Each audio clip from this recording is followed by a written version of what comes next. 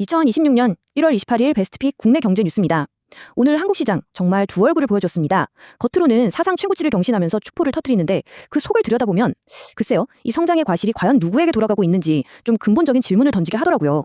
네, 바로 이 숫자입니다. 코스피가 드디어 51판선을 뚫었습니다. 와, 이건 뭐 역사적인 순간이죠. 겉으로만 보면 우리 경제가 엄청난 성공을 거둔 것처럼 보입니다. 하지만 말이죠. 이 축제 분위기 속에서 우리는 좀 찬물을 끼얹는 질문을 던져봐야 합니다. 이 성장, 이 기쁨이 과연 모두의 것일까요? 아니면 그냥 소수만을 위한 잔치일까요? 오늘 우리가 파헤쳐볼 이야기가 바로 이겁니다. 이 질문에 대한 답을 찾기 위해서 아주 극명하게 다른 길을 걷고 있는 두 회사를 한번 들여다볼게요. 이 두 회사를 보면 지금 우리 시장의 미래가 어디로 갈지 그 갈림길이 보이거든요. 자, 한번 들어가 보시죠. 오늘의 주인공 바로 SK 하이닉스와 로보티즈입니다. 주주를 대하는 태도, 또 기업이 뭘 해야 하는지에 대해서 정말 하늘과 땅 차이, 완벽하게 정반대의 모습을 보여주는 두 기업이라고 할 수 있겠습니다. 자, 먼저 SK 하이닉스부터 볼까요? 삼성을 넘어섰어요. 무려 47조 원대 영업이익, 정말 기록적인 실적이죠. 근데 회사가 여기서 그치지 않고 아주 화끈하게 주주들한테 보답을 합니다. 12조 2천억 원, 이 어마어마한 돈으로 자사주를 사서 그냥 갖고 있는 게 아니라 소각을 해버립니다. 그리고 2조 1천억 원 배당까지. 여러분, 여기서 핵심은 소각이에요. 이건 그냥 주식을 없애버리는 거라 남아있는 주식의 가치가 영구적으로 올라가는 거거든요. 주주들한테는 이보다 더 좋은 선물이 없죠. 12조 2천억 원. 이 숫자가 주는 무게감 느껴지시나요? 이게 바로 제대로 된 기업 지배구조, 거버넌스가 뭔지 제대로 보여주는 상징적인 액수라고 할 수 있습니다. 그런데 로보티즈는 정반대의 길을 갑니다. 주가가 무려 585%나 폭등하니까 회사가 예전에 주주 가치를 높이겠다면서 사들였던 자사주를 시장에 내다 팔아버려요. 440억 원어치나요? 이건 뭐 투자자들 뒤통수를 제대로 친 거죠. 전형적인 도덕적 해이, 모럴 해저드입니다. 근데 더 씁쓸한 건 바로 이 숫자 0.14%입니다. 로보티즈가 자사주를 팔고 남은 비율이 딱 0.14%예요. 왜 하필 이 숫자일까요? 이게 우연이 아닙니다. 자사주를 1% 이상 가지고 있으면 공시 의무가 훨씬 까다로워지거든요. 그걸 피하려고 정말 기가 막히게 0.99도 아니고 0.14%까지 낮춘 거예요. 시장 감시를 피하려는 아주 얄팍한 꼼수죠. 바로 이런 깊이 있는 분석 저희가 계속해서 파고들고 있는데요. 만약 이런 정보가 도움이 되셨다면 잠시만 시간을 내서 구독과 좋아요 한번 눌러주세요. 저희가 이런 이야기를 계속해서 전해드리는데 정말 큰 힘이 됩니다. 자, 이제 좀 시야를 넓혀볼까요?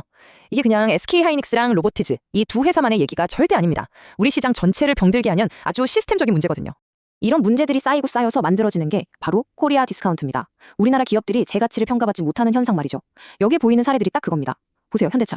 아틀라스 같은 진짜 엄청난 로봇 기술을 만들어도 맨날 노사 갈등, 고용 문제에 발목이 잡히잖아요. 밖에서는 트럼프가 관세 폭탄 던진다고 하는데 안에서는 정치권이 싸우느라 제대로 대응도 못하고요. SK 이노베이션처럼 갑자기 배당 안 준다고 해서 주주들 뒤통수 치는 일도 비일비재하죠. 그리고 마지막으로 김건희 여사 실형 문제 같은 사법 리스크. 외국인 투자자들이 보기엔 이건 뭐 언제 터질지 모르는 시한폭탄 같은 거거든요. 이 모든 게 합쳐져서 우리 시장의 발목을 잡고 있는 겁니다. 이런 왜곡된 모습이 주식시장에만 있을까요? 아닙니다. 이제 우리 삶과 직결된 문제, 부동산 시장으로 한번 가보시죠. 여기도 똑같은 문제가 있거든요. 평당 1억. 이게 무슨 강남의 대형 평수 얘기가 아니에요. 서울에서 10평짜리 초소형 아파트 가격입니다. 이게 뭘 의미할까요? 이제 사람들은 그냥 편안하게 사는 집이 아니라 나는 이런 비싼 동네에 산다는 계급증명서를 사기 위해 모든 걸 포기하고 있다는 거죠. 정말 충격적인 현실입니다. 그러니까 핵심은 이거예요. 집이 더 이상 사는 곳, 리빙이 아니라 사는 것, 바잉, 즉 사회적 계급을 보여주는 수단이 되어버렸다는 겁니다. 주거라는 본질적인 가치가 자산 증식이라는 욕망에 완전히 먹혀버린 거죠. 그리고 이 그래프를 좀 보세요. 정말 기가 막힙니다. 장수명 주택. 말 그대로 100년간은 튼튼한 집을 짓자는 정책이에요. 도입된 지 11년이 지났는데 완성된 집이 몇 채? 0채. 단 한 채도 없습니다. 왜일까요? 건설사들 입장에서는 30년마다 부수고 새로 지어야 돈을 버니까요. 장기적인 공공의 이익이 단기적인 사익 추구 앞에 그냥 무너져버린 겁니다. 결국 지금 젊은 세대가 내 집을 마련하는 공식은 완전히 뒤틀려 버렸습니다. 부모님한테 세금 없이 증여받아서 그 돈으로 비싼 아파트를 사고 삶의 질은 포기한 채 그저 그 주소지가 주는 지위에 만족하는 것. 땀 흘려 번 돈으로는 도저히 집을 살 수 없는 사회. 이 구조적인 문제가 세대 간의 자산 불평등을 더 단단하게 만들고 있는 거죠. 자, 이제 결론으로 가보겠습니다. 이 모든 문제를 보면서 우리가 깨달아야 할 건 이제 질문 자체를 바꿔야 한다는 겁니다. 우리가 시장을 바라보는 관점, 그 역할을 근본적으로 다시 생각해야 할 때가 온 거죠. 오늘 이야기의 핵심을 딱 한 문장으로 정리하면 이겁니다. 한국 시장의 진짜 문제는 저기 화면에 뜨는 숫자가 아니라 그 숫자를 만들어내는 시스템이 과연 공정한가이다. 코스피 지수가 얼마냐보다 우리 시장의 체질이 얼마나 건강한지가 훨씬 더 중요하다는 이야기입니다.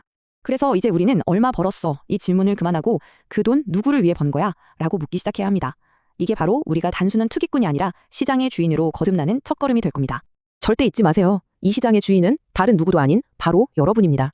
기업들이 주주를 무시하지 못하게 감시하고 더 공정한 시스템을 만들어달라고 목소리를 낼 힘, 그 힘은 결국 우리 한 사람 한 사람에게 있습니다.